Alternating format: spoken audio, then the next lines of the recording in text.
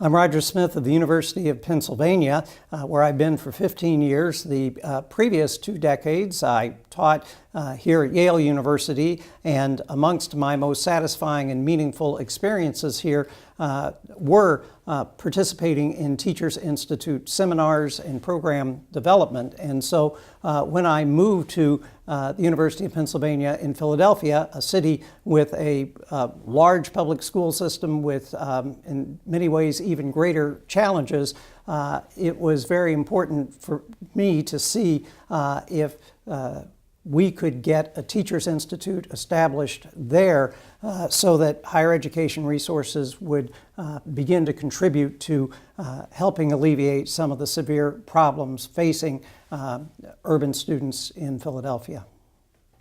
Participation in Institute seminars probably benefits me as a faculty member as much or more than many of the teacher participants. I benefit because as our student body gets increasingly diverse, it's very useful for me to hear from experienced teachers the kinds of strategies of presentation and communication that speak effectively to a wider range of students. And it's also true that I am a scholar of issues of race and class and immigration in American politics, and in interacting with the teachers, I get a lot of primary information about the lived experiences of these fundamental problems, and it has shaped my scholarly agenda as well.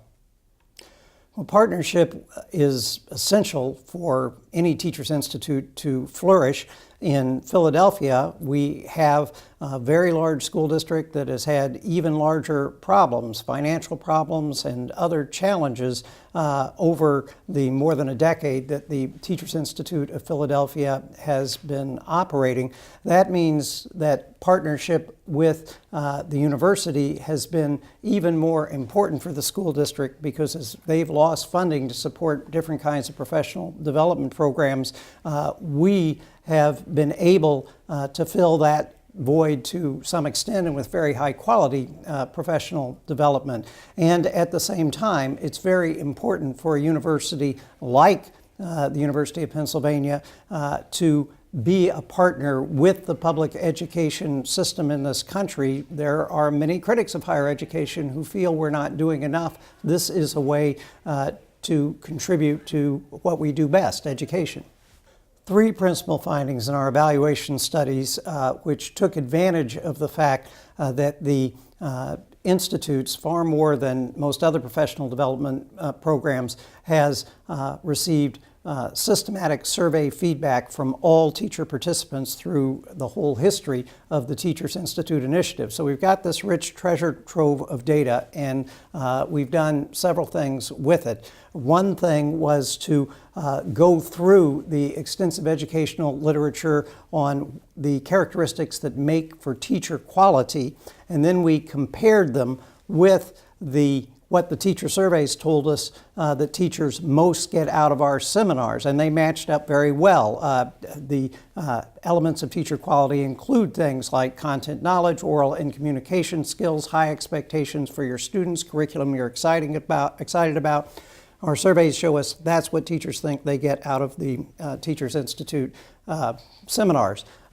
The second study looked extensively at what the research literature shows us to be the qualities of successful professional development programs. And then again, we matched them to the characteristics of the Teachers Institute programs. And they are things like in-depth, long duration, collaborative efforts amongst teachers, again, all that are core features of the Teachers Institute model. Finally, here in New Haven, we were able to examine whether participating in Teachers Institute seminars was associated with continued retention in teaching in New Haven public schools, and we did find that those teachers who had been in Institute seminars were nearly twice as likely to continue teaching in New Haven public schools.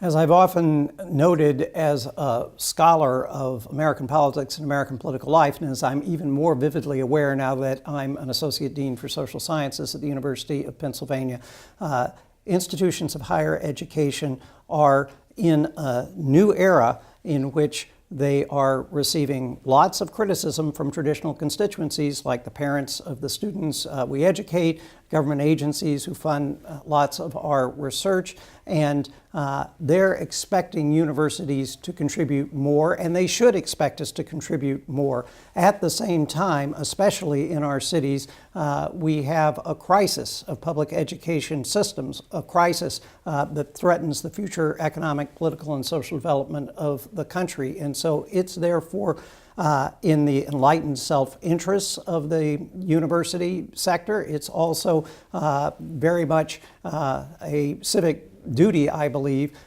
for us to engage in active assistance to public education systems serving especially disadvantaged kids.